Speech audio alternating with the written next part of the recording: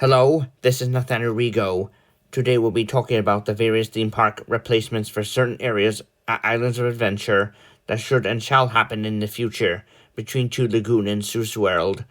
There are to be certain lands of these kinds at one of the two currently iconic Universal Orlando theme parks, the other being Universal Studios, to undergo such alterations, especially since the third theme park, Epic Universe, which opens less than a month from now, as of May 22nd, a few miles south of the current property, has already previewed its various attractions and lands, i.e. Monsters Unleashed, aka Monsters Unchained, Battle of the Ministry. It will also apply to the existing yet select Islands of Adventure attractions such as Cat in a Hat and or the former Poseidon's Fury walkthrough attraction. For starters, Toon Lagoon's an underrated area of the park for its uninteresting attractions and so on. For this reason, it should be soon enough replaced by a still possible Blumhouse Boulevard, following the example of the Dark Universe area at Epic Universe, only it's themed for the classic Universal monsters. Blumhouse Boulevard, on the other hand, could entail various Blumhouse Pictures IPs as well as those not from the famed horror film company, like Jordan Peele's Us, Get Out, and or No, aka Nope.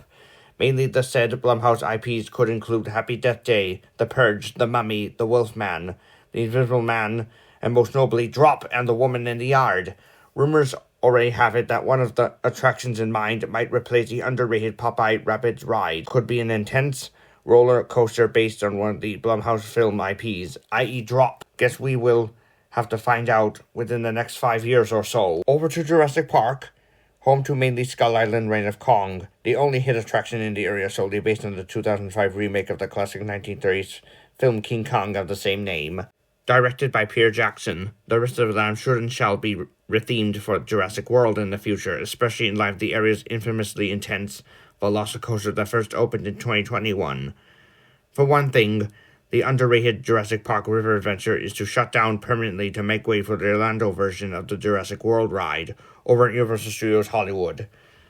It wouldn't make any sense to include a Jurassic World adventure attraction like the one at Universal Studios Beijing in China. Why do you think they are adding that future United States clone to Universal Studios family in Frisco, Texas, and or Universal Studios London in the UK, opening in 2029?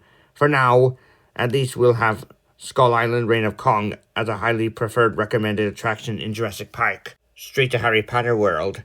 It's developing an expansion project for the land set in present-day London, unlike with Diagon Alley at Universal Studios, as it doesn't count. Rumors have it this could include an anticipated night bus attraction as seen in Harry Potter and the Prisoner of Azkaban. In fact, they're also developing a nighttime show revolving around Aragog and his giant eight-legged creature offspring. So to those who are quite arachnophobic, you should yet bypass this future nighttime experience. At least we can still see the big bad bug-like monsters at Harry Potter and the Forbidden Journey, along with Dementors and a gigantic Hungarian horntail dragon. The Lost Continent area may have lost both its attractions, Poseidon's Fury and Sinbad's Eighth Voyage, but doesn't mean it'll cease to exist, as a future stunt show is in development based on the 2018 action-adventure video game-based film Tomb Raider to replace Sinbad with. Another video game-based attraction is also undergoing current development, in which case one of the hit Dark Pictures titles, House of Ashes. So far, there are not many details on the forthcoming ride adaptation of the hit 2021 anthological prequel to Minimadan, Little Hope, and The Devil in Me. All we know of it is that the attraction will be set inside the Sumerian temple ruins outside an Iraq village in the Zagros mountain area of the Arabic desert. It'll definitely be set in 2003, like the third game in the iconic horror anthology series. Therefore, The Lost Continent would be in such a way revised with gaming film-based IPs of separate kinds. Finally, as for Seuss World, it could be replaced soon enough by Middle-earth, which could also debut at the anticipated Universal Studios London theme park in Bedford, UK, about 45 minutes outside the city. Based on the Lord of the Rings and Hobbit franchises, Middle-earth might include an intense coaster set in the Mystic Mountain of Erebor, a dark ride set in either Mordor or Mirkwood Forest, etc. There are, however, ongoing rumors that Middle-earth could otherwise debut at Epic Universe instead. All that we know so far is that Middle-earth is to be set between Gondor, the Shire, and Rohan. Stay tuned for more information on all these projects being currently developed for Islands of Adventure at Universal Orlando. Thanks for stopping by.